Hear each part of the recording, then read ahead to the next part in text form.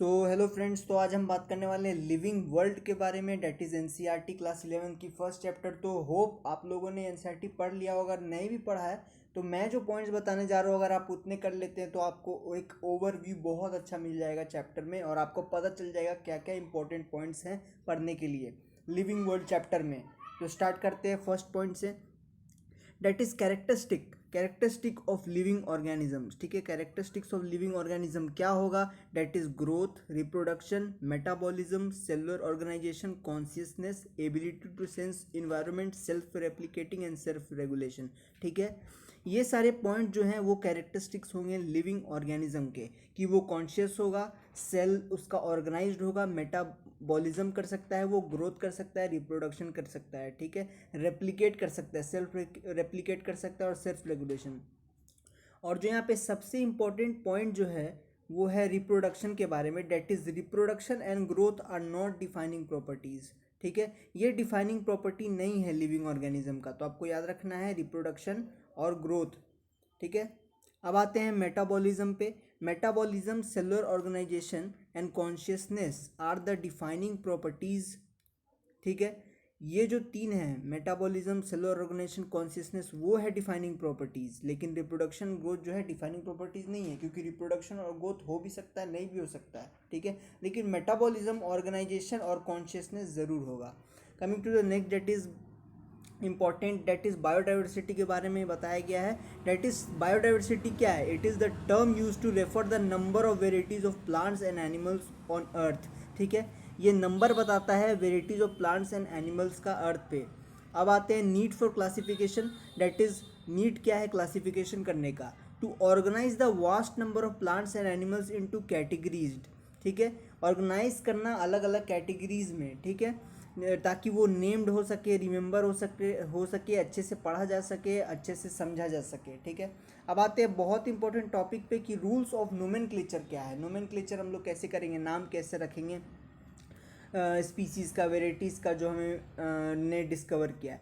तो that is latinise name are used. ठीक है, हम लोग लैटिन नेम यूज़ करेंगे। ठीक है, हमेशा लैटिन नेम यूज़ करेंगे। अब आते हैं, first word is genus and second word is species name. तो पहला वर्ड हम लोग जीनस का लिखेंगे, सेकेंड वर्ड जो है स्पीसीज का लिखेंगे। ठीक है, प्रिंटेड इन इटैलिक्स। ठीक है, अगर वो प्रिंट किया हुआ है पेज पे तो वो इटैलिक्स में होगा, लेकिन अगर हम लोग जब लिख रहे हैं तो वो हैंड रिटेन में अंडरलाइन किया जाएगा, अलग अलग स्पीसीज नेम और जीनस नेम।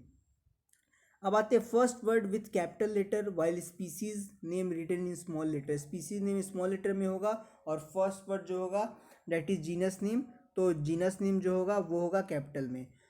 अब आते हैं मोस्ट इम्पॉर्टेंट आपका फुल फॉर्म के बारे में, डेट इज आईसीबीएन क्या होता है? तो it is international code of botanical nomenclature, और ये क्या करता है? That is for giving scientific names to plants.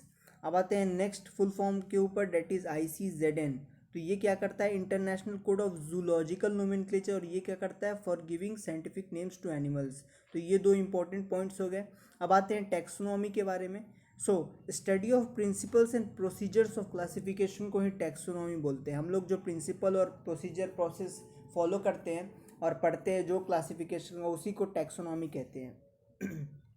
अब बाइनोमियल नोमेनक्लेचर क्या होता है? बहुत इंपॉर्टेंट है बाइनोमियल नोमेनक्लेचर। कौन दिया था इसे? कार्लस लिनेयस ने दिया था। ठीक है, और ईच साइंटिफिक नेम जो होता है, साइंटिफिक नेम जो हम लिखते हैं वो टू कंपोनेंट का बना होता है, that is generic name and specific epithet. ठीक है, तो आपके एग्जाम में भी क्वेश्चन आती है ये लिखने के लिए, तो याद रखिएगा ज़रूर से। What is systematics? सिस्टमैटिक्स क्या होता है? So it deals with classification of organism based on their diversities and relationships among them. The term was propose by Carolus Linnaeus who wrote Systema Naturae. So ये term जो है वो Carolus लिनानस ने दिया था, ठीक है, जिन्होंने सिस्टमा नेचुरा लिखा था। ये क्या करता है? ये क्लासिफिकेशन ऑफ ऑर्गेनिज्म से डील करता है, किस बेसिस पे? ऑन द डाइवर्सिटी, कितना अलग है वो और क्या क्या रिलेशन है सारे ऑर्गेनिज्म के अंदर, उसके बेसिस पे। अब आते हैं टैक्सोनॉमिक हायरार्की। टैक्सोनॉमिक हायरार्की क्या होता है? तो it is the arrangement of various steps ठीक है। कैटेगरीज और टैक्सा ऑफ क्लासिफिकेशन, तो अलग अलग स्टेप पे हम लोग जो अरेंजमेंट करते हैं सभी टैक्सा का, क्लासीफाई करते हैं किस तरीके से, स्पीसीज है, जीनस है, फैमिली, किंगडम है, उसी को टैक्सोनॉमिक हायरार्की कहते हैं। ठीक है। Coming to the next part, that is the most important part, कि अब हम लोग जो टैक्सोनॉमिक हायरार्की होता है वो होता कैसे है। तो पहले तो स्पीसीज नेम लिखना होगा, देन जीनस नेम आएगा, देन फैमिली नेम आएगा, देन ऑर्डर नेम आएगा, देन क्लास नेम आएगा, देन फाइलम आएगा अगर एनिमल के लिए हुआ तो, या फिर डिवीजन आएगा अगर प्लांट के लिए हुआ तो, एंड देन लास्ट में किंगडम आएगा। सो ये आपको याद रखना है क्या हायरार्की है। बहुत बार क्वेश्चन आता है, नीट में भी आता है, स्कूल की एग्जाम में भी क्वेश्चन आता है। Coming to the next part, that is species. Species आखिर होता क्या है, स्पीसीज क्या होता है। So all the members that can interbreed among themselves, जो भी मेंबर जो है अगर इंटरब्रीड करते हैं, ठीक है, और फर्टाइल ऑफस्प्रिंग प्रोड्यूस करते हैं, and can produce fertile offspring, are members of same species, उन्हीं को सेम स्पीसीज कह सकते हैं जो इंटरब्रीड कर सकते हैं और फर्टाइल ऑफस्प्रिंग कर सकते हैं, ठीक है, प्रोड्यूस कर सकते हैं। ठीक है। This is the biological concept of series propose by mayor. ये जो सीरीज है, बायोलॉजिकल कॉन्सेप्ट ऑफ सीरीज है, डेट इज स्पीसीज का, कि इंटरब्रीड कर सकते हैं और फर्टाइल ऑफस्प्रिंग प्रोड्यूस कर सकते हैं, कि इन्होंने दिया था, मेयर ने दिया था, मेयर साइंटिस्ट हैं। अब आते हैं 3 डोमेन्स ऑफ लाइफ पे, तो ये भी बहुत इंपॉर्टेंट है, 3 डोमेन्स ऑफ लाइफ। तो ये किसने प्रपोज किया था, कार्ल वूज ने प्रपोज किया था। कब प्रपोज किया था, 1990 में। ठीक है। And he also propose, Carl Woese जो थे also propose the 6 kingdom classification for living organism. ठीक है। तो अब आते हैं द 3 डोमेन्स पे, 3 डोमेन्स ऑफ लाइफ पे। तो क्या क्या है 3 डोमेन्स ऑफ लाइफ। ठीक है। First is archaea, eubacteria and eukaryota. ठीक है। अब आर्चिया में क्या क्या आती है, आर्चिया में आर्की बैक्टीरिया आ जाएगी। ठीक है। यू बैक्टीरिया में क्या आएगी, मोनेरा आ जाएगी। ठीक है। और यूकैरियोटा में क्या आ जाएगी, protista, mycota, plantae, animalia. So hope you are clear with this 3 domains of life पे। अब आते हैं नेक्स्ट इंपॉर्टेंट पार्ट पे जो लिविंग वर्ल्ड में दिया हुआ, डेट इज हर्बेरियम के बारे में। तो हर्बेरियम क्या होता है, herbarium is a store house of dried, pressed and preserve plant specimen on sheets. ठीक है। शीट पे हम लोग जो स्पेसिमन लेते हैं प्लांट का या एनिमल का, उस वो ड्राइड करके प्रेस करके उस पर पेस्ट किया जाता है, उसी को हर्बेरियम कहते हैं, वो स्टोर हाउस बन जाता है। ठीक है। अब आते हैं बोटैनिकल गार्डन पे। तो बोटैनिकल गार्डन क्या होता है, botanical garden is the collection of living plants for reference. ठीक है। Living plants for reference, living plants वहाँ पे ग्रो किए जाते हैं और वो हम लोग एज अ रेफरेंस यूज़ करते हैं। ठीक है।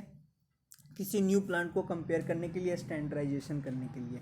अब आते हैं टेक्सोनॉमिकल एड्स पे, बहुत इंपॉर्टेंट है टेक्सोनॉमिकल एड्स। सो क्या है टेक्सोनॉमिकल एड्स, तो पहला हम बात करते हैं जूलॉजिकल पार्क के बारे में।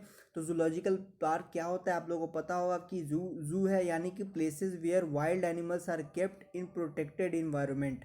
वाइल्ड एनिमल को जो हम लोग प्रोटेक्टेड इन्वायरमेंट में डालते हैं, उन्हीं के इन्वायरमेंट में डालते हैं। ठीक है। अब आते हैं कीज़, बहुत इंपॉर्टेंट है, कुछ याद रहे ना रहे, कीज़ जरूर याद रखना चाहिए क्योंकि वो एग्ज़ाम में भी आता है, नीट में भी आएगा और आपके स्कूल के एग्ज़ाम में भी आएगा keys. So keys are used for identification of plant and animals on the basis of similarities and dissimilarities. ठीक है। सिमिलैरिटीज़ और डिससिमिलैरिटीज़ के बेसिस पे किसी प्लांट या एनिमल को अगर आइडेंटिफाई करेंगे तो उसे ही कीज़ कहते हैं। ठीक है। अब आते हैं फ्लोरा के बारे में, that is what is flora. So it is index to plant species found in particular area. किसी पर्टिकुलर एरिया में एक इंडेक्स है, प्लांट कितने तरह के प्लांट हैं, मान लीजिए 1 2 3 ऐसे करके अगर प्लांट के स्पीसीज के नाम लिखे गए हैं या प्लांट वो एरिया में फाउंड किए जा रहे हैं, ऐसे लिखे जा रहे हैं, तो ये जो इंडेक्स बन रहा है उसे ही फ्लोरा कहते हैं। फ्लोरा हमेशा प्लांट के लिए आता है। ठीक है। अब आते हैं मैनुअल्स पे, what is manuals. So manuals provide information for identification of name of species in area. अगर एक एरिया में, ठीक है, जो स्पीसीज है उसको हम लोग कैसे आइडेंटिफाई करेंगे, ठीक है, उसके बारे में हम लोग को इन्फॉर्मेशन प्रोवाइड करता है मैनुअल। सो हम लोग मैनुअल्स देख के आइडेंटिफाई कर सकते हैं स्पीसीज को एक एरिया में। अब आते हैं मोनोग्राफ, बहुत इंपॉर्टेंट है मोनोग्राफ। मोनोग्राफ क्या होता है, contain information on one taxon. किसी एक पूरे टैक्सन पे मोनोग्राफ का इन्फॉर्मेशन रहता है, सारा इन्फॉर्मेशन किसी एक चीज़ पे जो होता है वो मोनोग्राफ पे रहता है। ठीक है। हम लोग मोनोग्राफ में देख के पता लगा सकते हैं एक टैक्सन के बारे में। ठीक है। सो hope you like the video. ये थे सारे इंपॉर्टेंट पॉइंट्स, तो इतने आपको लिविंग वर्ल्ड में कम से कम तो याद होने ही चाहिए। ताकि आपके स्कूल के एग्ज़ाम में भी काम आए और ऑब्वियसली नीट में तो काम आएगा ही आएगा. So thank you for watching the video and subscribe to our YouTube channel. Okay, subscribe to our YouTube channel for more interesting videos like this. Okay, do subscribe. ठीक है, बहुत मेहनत कर रहा हूँ आप लोगों के लिए, अच्छे से समझा रहा हूँ, तो ऑब्वियसली सब्सक्राइब कीजिए. So thank you for watching guys.